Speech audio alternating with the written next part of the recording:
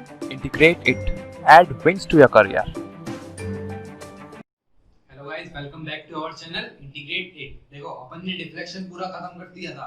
पिछले लेक्चर तक अपन ने सारे केसेस देख लिए थे, ठीक है, सारे मेथड देख लिए थे। कौन कौन से? देखो, मोमेंट एरिया देख लिया था, और कॉन्जुगेट बीम मेथड देख लिया था, यूनिट लोड मेथड भी देख लिया था, और डबल इंटीग्रेशन तो अपन बहुत पहले कर चुके हैं, ठीक है। तो पूरा मतलब डिफ्लेक्शन अपना कंप्लीट हो चुका है। आज अपना स्पेशल वीडियो है प्रैक्टिस सेक्शन का, ठीक है। प्रैक्टिस क्वेश्चंस करेंगे, और मैंने बताया था जैसे कि स्टैंडर्ड केसेस, ठीक है।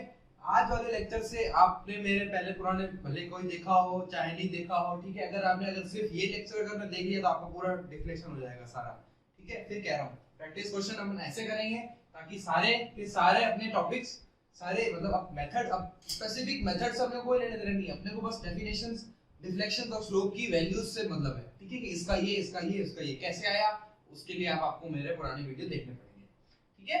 तो स्टार्ट करते हैं, ठीक है। कोई सा भी एग्जाम हो, एमसीक्यू खास करके ऑब्जेक्टिव टाइप, स्टैंडर्ड केसेस सिर्फ इतने नहीं है और भी हैं, ठीक है। स्टैंडर्ड केसेस की सारी वेरिएशन से अपन क्वेश्चन निकाल सकते हैं, ठीक है। देखो, पहला ये बताओ क्या होगा। कैंटिलीवर बीम है, कैंटिलीवर बीम पे देखो स्लोप का जीरो होगा, थीटा ए जीरो होगा और डेल्टा ए भी जीरो होगा, तो मेरे को सिर्फ थीटा बी से मतलब है और डेल्टा बी से मतलब है। थीटा बी होगा मेरा pl स्क्वायर अपॉन 2ei, ये होगा pl क्यूब अपॉन 3i। देखो 2 2 3 3, ठीक है। pl square upon 2ei, pl cube upon 3ei, कब? Cantilever point load, clear. अब अगर मैं एक कपल लगाऊं या एक मोमेंट दूं इधर m, ठीक है, ये भी बी पॉइंट ही है हमारा, ये भी बी पॉइंट है, तो थीटा होता है ml अपॉन ei और ml स्क्वायर अपॉन 2ei। ये भी इससे पहले वाले लेक्चर अपन ने जब स्ट्रेन एनर्जी देखा था तो ये कैलकुलेट किया था। फिर अगर चलो यहाँ इधर मैंने कैंटिलीवर लिखा है, कैंटिलीवर को साथ में ले लेते हैं। अगर कैंटिलीवर को, ये क्या है, यूडीएल है, इसकी इंटेंसिटी कितनी है, W, ठीक। तो अगर इसकी इंटेंसिटी W है और वापस ये तो A पॉइंट है हमारा, ये पॉइंट है, तो देखो थीटा B और डेल्टा B चाहिए, थीटा A और डेल्टा A से कोई मतलब नहीं है, तो डेल्टा थीटा B कितना होगा, WL क्यूब अपॉन 6ei और WL4 अपॉन 8ei होगा क्या, डिफ्लेक्शन। देखो जब पॉइंट लोड होता है ना तो स्क्वायर और क्यूब में चलते हैं पावर, और जब यूडीएल होता है ना तब क्यूब और पावर 4 में चलेगा, एक पावर बढ़ जाएगी, ठीक है। क्यों बढ़ेगी? वो भी दिखती बात है, अपन ने शेयर फोर्स बेंडिंग मोमेंट में देखे थे। अगर शेयर फोर्स का डायग्राम में अगर x डिग्री है तो हमारी वो x स्क्वायर होगा, पैराबोला होगा, लीनियर है तो वो पैराबोला होता है, ठीक है। कांस्टेंट होता है तो वो लीनियर होता है, एक डिग्री हायर ही चलती है, ठीक। तो थीटा और डेल्टा में भी देखो एक डिग्री हायर चलेगी, l cube l4 l cube l square l square l square l cube, ठीक। तो कभी ये कंफ्यूज मत होना। फिर कैंटिलीवर क्लियर। अब ये कौन सा है बताओ, सेमली सपोर्टेड बीम है, सेमली सपोर्टेड बीम पे डेल्टा ए और delta B zero, but theta A और थीटा बी जरूर आएंगे, थीटा ए और थीटा बी जरूर आएंगे। थीटा ए तो आता है क्लॉकवाइज तो पॉजिटिव, और थीटा ए हो गया, देखो ये नेगेटिव का साइन है, ये दो इक्वल टू नहीं है, ये नेगेटिव है, तो theta A minus theta B equal to minus theta B WL square upon 16 EI। ये अपन ने बहुत बार सॉल्व किया है, हर एक मेथड से सॉल्व किया है, और हमारा डेल्टा सी है, एल नहीं सी, ठीक। तो डिफ्लेक्शन एट पॉइंट सी कितना है, WL cube upon 48 EI, clear. अगर यूडीएल लगा हुआ हो, अगर यूडीएल लगा हुआ इंटेंसिटी W तो कितना होगा, WL क्यूब अपॉन 24 EI, और ये इंपॉर्टेंट है, खासकर बहुत पूछा जाता है, 5/384 WL4 अपॉन EI, कब सिंपली सपोर्टेड का अपन कब लेंगे, पूरा यूडीएल लगा हुआ होगा, ठीक है। तो ये अभी अपन ने 5 केस देखे, अब इसके बाद अपन और भी केस देखते हैं, क्लियर। जैसे जैसे ये तो बिल्कुल स्टैंडर्ड है, मतलब स्टैंडर्ड के भी स्टैंडर्ड, अभी कुछ स्पेशल भी देखने वाले अपन, उनसे भी क्वेश्चन आते हैं, मतलब ये सब इनसे तो क्वेश्चन फिक्स है ही है, खासकर राजस्थान जेई या एसएससी जेई या कोई सा भी स्टेट एई जेई पेपर होता है, ठीक है, उसमें इनसे तो क्वेश्चन एक आना ही आना है, फिक्स्ड है।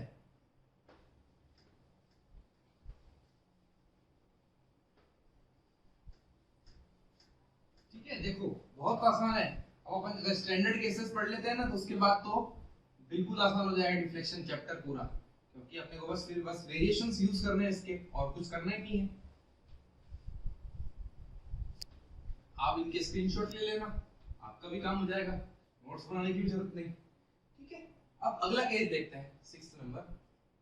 अगर अगला केस देखें अपन, ये भी क्वेश्चन आया हुआ एसएससी में।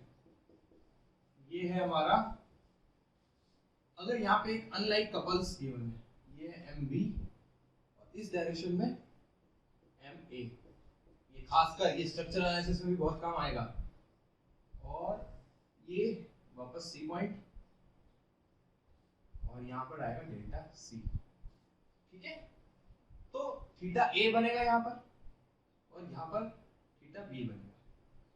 अब इन दोनों में से एक भी जीरो होगा तब भी अपना आंसर आ जाएगा। अगर थीटा ए मतलब एम ए नहीं लिखा होगा, सिर्फ एम बी लिखा होगा तब भी अपना आ जाएगा। और अगर एम बी हो एम ए नहीं हो, उन दोनों में से कोई भी हो, दोनों हो, कोई फर्क नहीं पड़ता, ठीक। डिफ्लेक्शन तो मिट ही गया, डिफ्लेक्शन, ओके। तो थीटा ए, अगर मैं थीटा ए निकाल रहा हूं तो थीटा ए होगा जो इसके पास में मोमेंट लग रहा है एम एल अपॉन 3EI, ये एम ए लिख लो, 3EI minus M B L upon 6EI। क्या बोला मैंने? M A L upon 3EI minus M B L upon 6EI। ये माइनस क्यों हो रहा है वहां पर? क्योंकि ये दोनों अनलाइक है। ऐसे थीटा बी लूं तो थीटा बी में उल्टा हो जाएगा, M B L upon 6EI और 3EI minus M A L upon 6EI, ठीक है। अब क्वेश्चन डिफ्लेक्शन के ऊपर ऐसा है कि अगर एम ए और एम बी इक्वल है, if M A equal to M B equal to M है, तो डिफ्लेक्शन क्या होगा? Delta C M L square upon A T है। ये क्वेश्चन आया हुआ है, ठीक है। और इस क्वेश्चन को अगर अपन करने बैठेंगे तो बहुत कंफ्यूजन होता है, कहीं ना कहीं अपन गड़बड़ कर भी लेते हैं। अपने को सीधा रिजल्ट याद करना है और कुछ भी नहीं। नेक्स्ट केस पे चले। नेक्स्ट केस भी स्पेशल केस ही है। अगर मान लो ऐसा, ये सिंपली सपोर्टेड बीम ही ले लेता हूं मैं, ये सिंपली सपोर्टेड बीम ही है, बट अगर बीच पे लग रहा हूं मैं, अगर यहां ऐसे लग रहा हूं, तो इसका डिफ्लेक्टेड शेप कैसे बनेगा? देखो, इसका डिफ्लेक्टेड शेप ऐसे बनेगा, ठीक। तो यहां पर देखो थीटा ए भी और ये भी दोनों एक ही डायरेक्शन में है, इस बार अलग नहीं है। जब यूं होता है ना तब अलग होते हैं। तो सी में तो इस बार डेल्टा तो सी तो जीरो है। अब देखो थीटा ए और थीटा बी से मतलब है, तो थीटा ए और theta B M L upon 24 EI, M L upon 24 EI, simple, ठीक। नेक्स्ट केस पे चले 8। अब ये एम जरूरी नहीं L/2 पे लगाओ, कहीं भी लगाओ। अगर फिक्स्ड बीम मान लो, ये इंपॉर्टेंट है, फिक्स्ड बीम कौन सी होती है? इनडिटरमिनेट बीम होती है, ठीक है। अभी इसका अपन ने कोई मेथड नहीं देखा है, किसी भी मेथड से अपन ने फिक्स्ड बीम को डिफ्लेक्शन कैलकुलेट करना नहीं सीखा है, बट स्टैंडर्ड केस में है, इसलिए अपन सीधे याद करेंगे। इसका कभी भी डेरिवेशन कहीं अपने को काम नहीं आएगा, बट अपन आगे कर लेंगे वो भी, ठीक है। देखो अब मैंने देखो सिंपली सपोर्टेड का कितना देखा था, याद हो तो? सिंपली सपोर्टेड केस में जस्ट इससे पहले बताया था, जब सिंपली सपोर्टेड बीम होती है तब डेल्टा कितना होता था? अच्छा, यहाँ थीटा होंगे क्या? थीटा ए तो जीरो है, थीटा बी भी जीरो है, फिक्स्ड एंड है ना। तो थीटा ए थीटा बी तो जीरो है, थीटा से तो मतलब ही नहीं है, सिर्फ डिफ्लेक्शन आएगा। इसका देखो डिफ्लेक्टेड शेप कुछ ऐसे बनेगा, ठीक है। और ये थीटा सी भी जीरो होता है, सिर्फ अपने को मैक्सिमम डिफ्लेक्शन चाहिए। तो जो मैक्सिमम डिफ्लेक्शन होता है वो 1/4 ऑफ सिंपली सपोर्टेड होता है। क्या बोल रहा हूँ? 1/4 ऑफ डेल्टा सिंपली सपोर्टेड। तो डेल्टा सिंपली सपोर्टेड कितना था? कितना था? अगर सिर्फ सिंपल सपोर्टेड बीम हुई तो WL/48 था ना, तो बस इसको 1/4 से मल्टीप्लाई कर दो, WL/48 EI को। तो ये कितना बन जाएगा? 192 बन जाएगा मेरे हिसाब से, WL/192 EI। चेक कर ले, बिल्कुल यही है, ठीक है। तो ये अब देखो इधर से एक और चीज समझ में आई। अगर मैं फिक्स्ड सपोर्ट लाता हूं ना, अगर बीम में जितने ज्यादा फिक्स्ड सपोर्ट लाऊंगा ना, उतना डिफ्लेक्शन कम होता जाएगा, ठीक है। तो एक ये असर्शन रीजन में भी आ जाता है कि अगर मेरे को डिफ्लेक्शन कम करना है तो मैं फिक्स्ड सपोर्ट्स लेके आऊंगा हमारी बीम में, ओके। अब इसी का ये यूडीएल भी आ जाएगा, इसी का ये एक यूडीएल भी आ जाएगा। तो यूडीएल का भी देख लेते हैं। ठीक है, तो देखो ये सारे क्वेश्चन हमारे कहीं ना कहीं किसी ना किसी में आए हुए हैं, इसीलिए ये स्टैंडर्ड केसेस बने हैं। ठीक है, तो बहुत आसान है। अभी अपन क्वेश्चंस भी प्रैक्टिस करने वाले हैं इनके बाद, जस्ट इसी के बाद अपन इनके क्वेश्चंस देखेंगे। सारे क्वेश्चंस एक लाइन में होंगे, एक झटके में सारे क्वेश्चन हो जाएंगे अपन पे अपने से। ठीक है, तो डिफ्लेक्शन अपन ने जितना भी अभी इतना पढ़ा, डिटेल में पढ़ा, अपन को वहां तक जाना ही नहीं है, एकदम आसान हो जाएगा। ठीक, अभी ये नंबर देख लेना कोई सा भी हो, मैं तो 9 डाल रहा हूं। अगर डिफ्लेक्ट हमारी बीम जो है ना, ये दोनों फिक्स बीम है देखो, और अगर ड्यूटीएल लगा हो, ये W, ये लेंथ L, ये A, ये B, तो बताओ थीटा तो दोनों जीरो, वापस थीटा A थीटा B सब जीरो। बट यहाँ डिफ्लेक्शन कितना होगा, उसमें कितना याद था, 5/384 था सिंपली सपोर्टेड में, यहाँ हो जाएगा 1/5, उसमें 1/4 था, डेल्टा सिंपली सपोर्टेड अपॉन 5 हो जाएगा, यानी ये आ जाएगा 1/384, 5/384 था ना वो, तो बस 1/384 WL4 अपॉन E है। किसके लिए, फिक्स्ड बीम। नेक्स्ट, अगर अपन कुछ ऐसा हो, अगर अपना वेरिंग लोड हो, कैंटिलीवर में वेरिंग लोड हो, वेरिंग लोड पूरा ये भी क्वेश्चन आया हुआ है। ठीक है, ये कैंटिलीवर है, ए पॉइंट, ये बी पॉइंट। ठीक है, ये स्पेशल केसेस है। स्टैंडर्ड केसेस तो अपन ने जो फर्स्ट देखे थे वो सारे स्टैंडर्ड थे, इस ये भी है तो स्टैंडर्ड ही, बट स्पेशल है भाई साहब, कभी आएंगे कभी नहीं आएंगे, थोड़े से वो है, कभी कभी बहुत लेस पॉपुलर है कहने का। ठीक, तो ये लेंथ अगर L है, ये लेंथ अगर L है, तो इसकी आएगी हमारे पास WL4/24 और वो 30, थीटा WL3/24 यही, और थीटा B, हाँ डेल्टा V कितना हो जाएगा, WL4/30 EI। ठीक है, देखो ये भी हो गया। अब एक और देख लेते हैं लास्ट, अगर ऐसा हो हमारे पास, यूं ऐसे वेरिंग लोड ऐसे लग रहा है और ये सिंपली सपोर्टेड है, और ये लेंथ L/2 है, ये लेंथ L/2 है, ये ठीक। तो बताओ इसका डिफ्लेक्टेड शेप कैसे आएगा, इसका ये सिंपली सपोर्टेड, ये देखो ये वाली तो ऐसे रिफ्लेक्ट होगी और ये ऐसे रिफ्लेक्ट होगी कि नहीं। ठीक है, तो इसका थीटा आएगा हमारे पास 5/192 और वो आएगा WL/120, ये आएगा theta B is equals to 5/192 WL3/EI। ठीक है, ये बहुत रेयर है, ये वाला बहुत रेयर है, पर फिर भी एक बार मैं लिखवा रहा हूँ, अगर तुम्हें याद रह जाए तो अच्छी बात। ठीक है, ये डेल्टा C आएगा यहाँ पर मैक्सिमम। ठीक है, ये theta A equals to minus theta B, क्योंकि ये सिंपली सपोर्टेड बीम है। ओके, और ये आएगा हमारा कितना था, अपॉन 120, यस, WL4/120। ठीक है, तो ये थे हमारे सारे स्टैंडर्ड केसेस। अब बस अपन इसके बाद सीधे क्वेश्चन पे आते हैं। आप अपन ने जैसे पहले किया था, आपको ऊपर क्वेश्चन आएगा, आप खुद ट्राई करो, मैं यहाँ से सॉल्व करवाऊंगा। क्लियर, ये आप चाहो तो स्क्रीनशॉट ले लो इसका, कुछ भी कर लो। ठीक है, नोट डाउन कर लो पहले, अब अपन सीधा प्रैक्टिस क्वेश्चन करते हैं।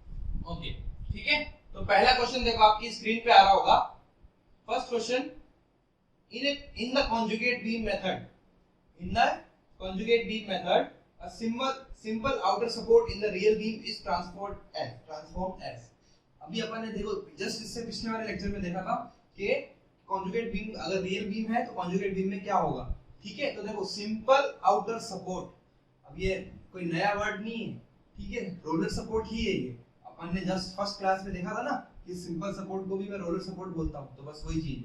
आउटर सपोर्ट मतलब सबसे लास्ट वाला। तो बताओ रोलर का क्या बनता है कॉन्जुगेट में, वापस रोलर, तो अपना क्या बन जाएगा, सिंपल सपोर्ट, ऑप्शन डी। ये देखो कितना आसान है, कॉन्जुगेट बीम में ऊपर सीधा आता है कि अगर ये है तो ये बताओ, रियल बीम में ये है तो दूसरा क्या बनेगा।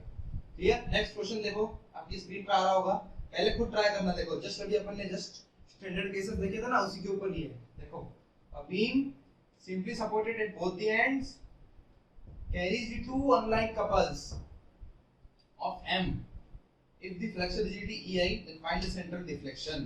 Central deflection अभी किया था WL square upon ADI. तो आंसर कौन सा है? D option. ठीक. नेक्स्ट चले. नेक्स्ट क्वेश्चन देखो वापस कॉन्जुगेट बी मेथड वाले चैप्टर में ये बताया था मैंने कि EI d2y by dx square कितना होता है, EI d3 upon dx cube कितना होता है और d4 upon कितना होता है. तो ये वाला कौन सा है? क्यूब वाला. EI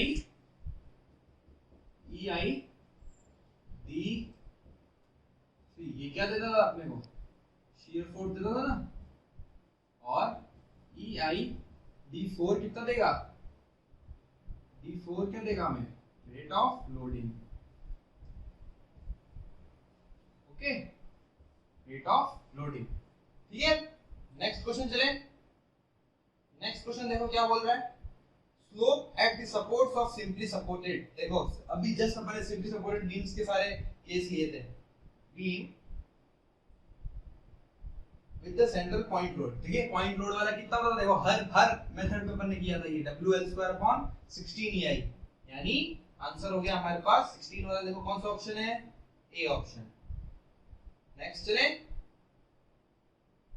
नेक्स्ट क्वेश्चन क्या बोल रहा है?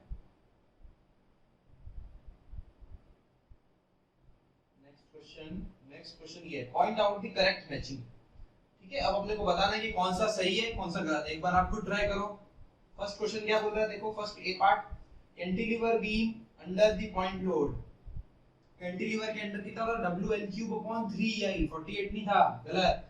अगला कैंटिलीवर बीम अंडर UDL. तो UDL पे 8 था. WL4 अपॉन 8EI था. बिल्कुल, क्योंकि देखो UDL में पावर 4 जाती है और पॉइंट लोड में पावर 3 जाती है डिफ्लेक्शन में. तो power 4 WL4 upon 8EI. Answer B बिल्कुल सही है. तो बाकी दो अपने आप गलत हो गए. नेक्स्ट चले. Deflection at the free end of the cantilever beam having a concentrated load W at mid span. देखो ये क्वेश्चन अच्छा है, बहुत अच्छा क्वेश्चन है ये. ठीक है, ये क्वेश्चन सीधे हमें क्या मिलेगा? देखो अभी अपन ने थोड़ी देर पहले उसमें किया था, पिछले लेक्चर में हमने ये वाला क्वेश्चन किया था. क्या बोल रहा है ये क्वेश्चन? देखो पढ़ो. Deflection at the free and. Free and में डिफ्लेक्शन चाहिए मेरे को, पर पॉइंट लोड कहाँ लग रहा है? सेंटर पे लग रहा है. L/2 और L/2. ठीक. तो मैंने क्या किया था? देखो ये यूं निकाले थे YC YB. ये अपन का फर्स्ट लेक्चर देखो. तो YB की वैल्यू कितनी आती थी? YC plus theta C into L/2. होता था कि नहीं होता था? तो YC बताओ.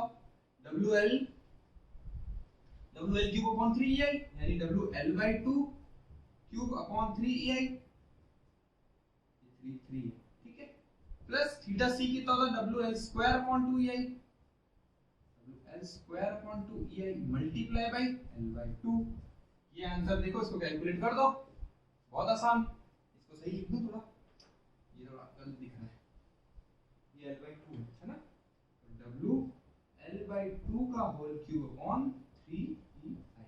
क्यों? तो पहले इतना निकालूंगा C तक का, फिर C के बाद तो ये स्ट्रेट लाइन जाती है.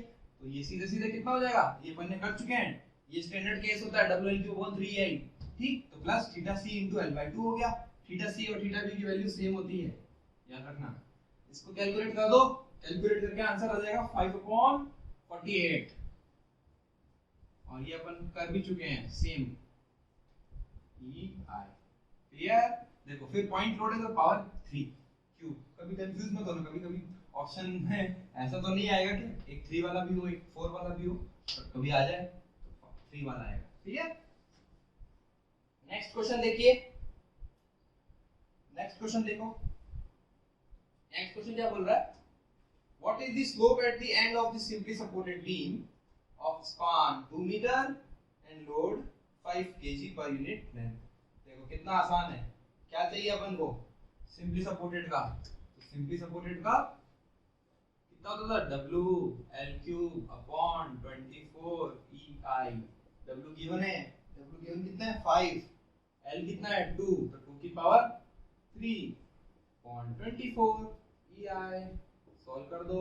कितना आ गया? ये 8 आएगा. 8 अपॉन 4 24 3. तो 5/3 अपॉन EI. आया कि नहीं आया? सिंपल. देखो कौन सा ऑप्शन मिलता है हमारा? बी ऑप्शन, चेक करो। नेक्स्ट क्वेश्चन देखें। नेक्स्ट क्वेश्चन देखो, बहुत अच्छा क्वेश्चन है। सिंपली सपोर्टेड बीम, देखो आपकी स्क्रीन में आ रहा होगा। सिंपली सपोर्टेड बीम, इस बार अपने को देखो क्या चाहिए, अपन स्ट्रेन एनर्जी मेथड पढ़ा था ना। स्ट्रेन एनर्जी मेथड में अपन ने स्ट्रेन एनर्जी निकालना भी सीखा था। स्ट्रेन एनर्जी पूछी है इसने इस बार, ठीक है। इसमें इस बार डिफ्लेक्शन रिफ्लेक्शन कुछ नहीं पूछा ना, स्लो पूछा है। देखो सारे अपन सारी वैरायटी कवर करके चल रहे हैं। तो एक क्या है, सिंपली सपोर्टेड बीम है। सिंपली सपोर्टेड बीम पे सेंटर पे लग रहा है लोड, और मेरे को क्या चाहिए, स्ट्रेन एनर्जी कितनी स्टोर हो रही है। तो स्ट्रेन एनर्जी का क्या फॉर्मूला था बताओ, ये P/2 होंगे, ये P/2 और P/2 होंगे, तो m² dx अपॉन 2EI होगी कि नहीं होगी। अब देखो इसके बाद ये L/2 है, ये L/2 है, तो L/2 के बाद तो मोमेंट की इक्वेशन चेंज हो गई, पर ये सिमेट्रिक बीम भी है, तो मैं ये कह सकता हूँ, देखो 0 से L तो ये तो अपना स्ट्रेन एनर्जी रहेगी। तो मैं अगर मैं ये कह सकता हूँ कि 2 टाइम्स 0 से L/2, 0 से L/2, क्योंकि ये सिमेट्रिक है, जितनी यहाँ पर प्लस यहाँ पर, तो L/2 से अगर मैं मोमेंट सिर्फ इसकी में ले लूँ, m² dx अपॉन 2EI।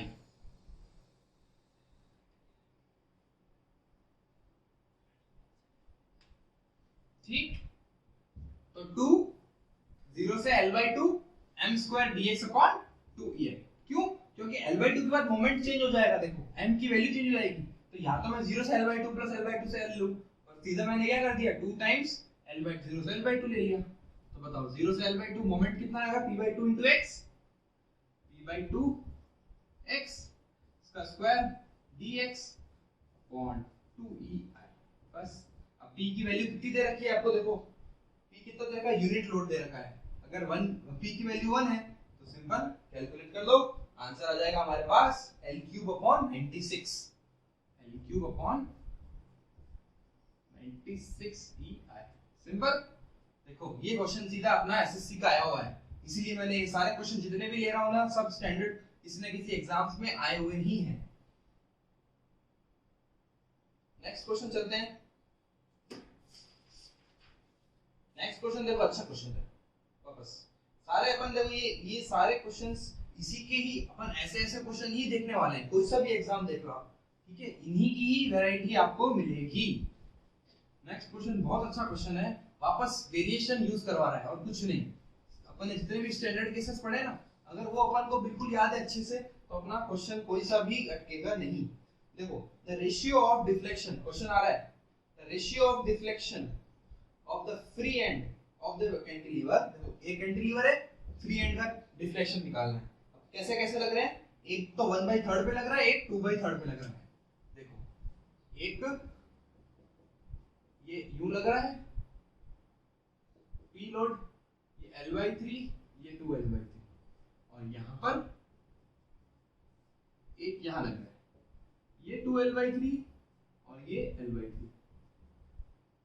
ठीक, और मुझे यहां चाहिए डिफ्लेक्शन B पर, दोनों केस में। तो क्या करूंगा, अभी जस्ट क्वेश्चन किया था, इधर निकाल के प्लस थीटा टाइम्स दिस, तो मैं बार बार करूंगा नहीं सॉल्व, पूरा पूरा आपको करना है एक बार।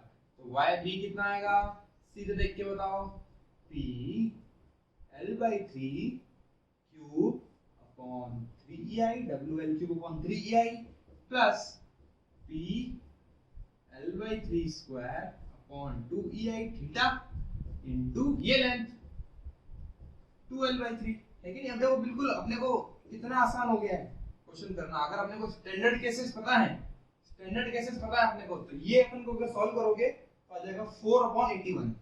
सॉल्व करो इसको, 4/81 PL³ अपॉन EI आ जाएगा। ठीक, अब इसी को इसी तरह सॉल्व करना है YB, तो YC कितना आएगा इस बार 2L/3 लेंथ हो जाएगी, तो 2L/3 का whole cube upon 3EI plus theta 2L/3 square upon 2EI multiply L/3। कितना आसान, कितना आसान, बहुत आसान। तो ये वैल्यू हमारे पास आएगी 14/81, 14/81 WL³ अपॉन EI। इनका रेशियो पूछा है, ठीक है, इसको 1 ले लो, इसको 2 ले लो, तो YB 1 अपॉन YB 2 डिवाइड कर दो, आंसर आ जाएगा 2/7। ठीक है, कौन सा ऑप्शन है 2/7? कौन सा है? देखो 2/7 हमारे पास बी ऑप्शन। ठीक, कितना आसान, 2/7 आ गया। अब देखो, अब ऐसा ही क्वेश्चन एक और, ये ऐसे खासकर ये कंपैरिजन वाले क्वेश्चन काफी आते हैं, रेशियो वाले। ठीक है, कि इस बीम का इतना तो उस बीम का इतना, तो दोनों का रेशियो कितना। अगला क्वेश्चन वापस ऐसा ही है, देखो पढ़ो। सिंपली सपोर्टेड बीम है, carries a point load at mid span. एक तो सिंपली सपोर्टेड, एक पॉइंट लोड, और दूसरी क्या बोली है, another identical beam carries the same load but uniformly distributed. अब देखो, ये अगर W था तो हमारी जो दूसरी बीम है, दूसरी बीम ये भी W, और ये हमारी सिंपली सपोर्टेड, ये दोनों लेंथ L L है। अच्छा, अब ये कैपिटल W है, ये स्मॉल w है, तो जो मेरा कैपिटल W है ना वो स्मॉल w इनटू L है। ठीक है, लोड की वैल्यू सेम है क्योंकि ये पर यूनिट है, अब ये बिल्कुल यूनिट। अब इसका डिफ्लेक्शन मुझे पता था कितना था, WL³ अपॉन 48, देखो तो हट गया है 48 EI, और ये कितना था 5 अपॉन 384 WL4 अपॉन EI। अब ये एक W into L capital W हो जाएगा, तो W से W कैंसिल हो जाएगा, ये 384 ऊपर चला गया, इसकी वैल्यू आ जाएगी 8 अपॉन 5, ये आंसर आ गया सीधे। वाह, ये तो बहुत सिंपल था। ठीक, दोनों का रेशियो कर दिया अपन ने और आंसर आ गया। तो ऑप्शन हमारा देखो, देखो 5/8 भी है, गलती मत कर देना, दिस अपॉन दिस ही बोला है, दिस अपॉन दिस नहीं बोला, तो आंसर आ गया 8/5। नेक्स्ट क्वेश्चन, नेक्स्ट क्वेश्चन देखो, अच्छा क्वेश्चन है, यहाँ पर भी वापस गड़बड़ करते हैं, अपने को गड़बड़ नहीं करनी। सारे क्वेश्चन देखो, सारे क्वेश्चन जितने भी अभी अपन ने ये केस लिए हैं सारे किसी न किसी एग्जाम्स में आए हुए हैं और रिपीटेड आए हुए हैं, ऐसा भी नहीं कि सिर्फ एक बार आ गया, रिपीटेड आए हुए हैं। ठीक, नेक्स्ट क्वेश्चन देखो आपकी स्क्रीन पर आ रहा होगा, ये बहुत अच्छा क्वेश्चन है, एक बार खुद ट्राई करना। क्या बोला है देखो, कैंटिलीवर बीम दे रखी है, कैंटिलीवर बीम दे रखी है। ठीक, ये कैंटिलीवर बीम दे रखी है, लेंथ कितनी दे रखी है इसकी 2 मीटर, लेंथ इसकी दे रखी है हमारे पास 2 मीटर, और एक कुछ और गिवन 9 किलोन्यूटन का एक फोर्स भी लग रहा है। ठीक, अब क्या बोला है कि कैंटिलीवर बीम, अब find the magnitude and the direction of the moment. अब मोमेंट कहां लगाना है मेरे को, फ्री एंड पर, और 0 वर्टिकल डिफ्लेक्शन। अब देखो ये बीम ऐसे डिफ्लेक्ट होगी, ये बीम ऐसे डिफ्लेक्ट होगी, अब मेरे को मोमेंट देखो, मोमेंट की डायरेक्शन क्या होनी चाहिए, ये वाली या ये वाली, देख के बताओ। अगर मैं यूं लेके जाऊंगा, यूं लेके जाऊंगा तो बीम तो और नीचे जाएगी, पर मेरे को कैसे ले जाना है, इस तरफ, यानी क्लॉकवाइज मूवमेंट लगाना पड़ेगा, ये वाला मूवमेंट लगाना पड़ेगा। यानी मूवमेंट की टेन मेरे पास, तो मूवमेंट की तो मिल गया मेरे को, कि मूवमेंट तो मेरे को पता चल गया कि ऐसे आएगा। अब कितना आएगा वो देख लेते हैं एक बार। ठीक, तो यहाँ पे डिफ्लेक्शन कितना आता है पॉइंट लोड के कारण, WL³ अपॉन 3EI आता है ना। ठीक है, उसको वैल्यू किसके बराबर होनी चाहिए, ml² अपॉन 2EI के। क्यों, क्योंकि मोमेंट की वजह से कितना होता है कैंटिलीवर के फ्री एंड पे डिफ्लेक्शन, ml² अपॉन 2EI। तो W पता है 9, L पता है, एक L से L तो कैंसिल हो गया, L² से L² कैंसिल, यहाँ बच गया सिर्फ एक 2, एक L बच गया। ठीक, अपॉन 3EI से EI भी कैंसिल, और एक 2 और आ गया ऊपर, आ गया, बिल्कुल आ गया। तो ये लेंथ वैल्यू आ गई m की हमारे पास 12 किलो न्यूटन मीटर। और क्लॉकवाइज देखो, दोनों ऑप्शन में हमारे पास एंटी क्लॉकवाइज वाला ऑप्शन भी है और क्लॉकवाइज वाला भी है। अगर एंटी क्लॉकवाइज लगा दिया तो ये नीचे और ले जाएगा, क्लॉकवाइज चाहिए, इसको ऊपर लाना है ना, तब जाके यहाँ पे 0 मूवमेंट आएगा, 0 डिफ्लेक्शन आएगा इस पॉइंट पर। ठीक है, ये पॉइंट है हमारा, कोई भी ए पॉइंट है या बी पॉइंट है। ठीक, तो आज अपन ने पूरा चैप्टर कवर कर दिया है, हमने सारे प्रैक्टिस भी कर ली, क्वेश्चंस की इंपॉर्टेंट सारे क्वेश्चन देख लिए। ठीक, और क्या स्टैंडर्ड केसेस, फिर कह रहा हूँ स्टैंडर्ड केसेस बहुत बहुत इंपॉर्टेंट है। डिफ्लेक्शन का कोई भी क्वेश्चन देखो, अभी तक मैंने कुछ भी कोई भी क्वेश्चन में डेरिवेशन कुछ भी नहीं किया, कोई भी मोमेंट नहीं लिखा, कुछ भी शेयर फोर्स डायग्राम कुछ नहीं बनाया, सीधे सीधे ओरल क्वेश्चन, ओरल आंसर। ठीक, डायरेक्ट मेरे दिमाग में मेरे को फॉर्मूला याद था तो मैंने कर लिया। ठीक है, नेक्स्ट लेक्चर में अपन अब नेक्स्ट चैप्टर स्टार्ट करेंगे। तक के लिए आप अच्छे से पढ़ते रहिए। Thank you so much and please like share and subscribe to integrate it. Thank you. Thank you for watching the video. Please like, share and subscribe the channel Integrate It.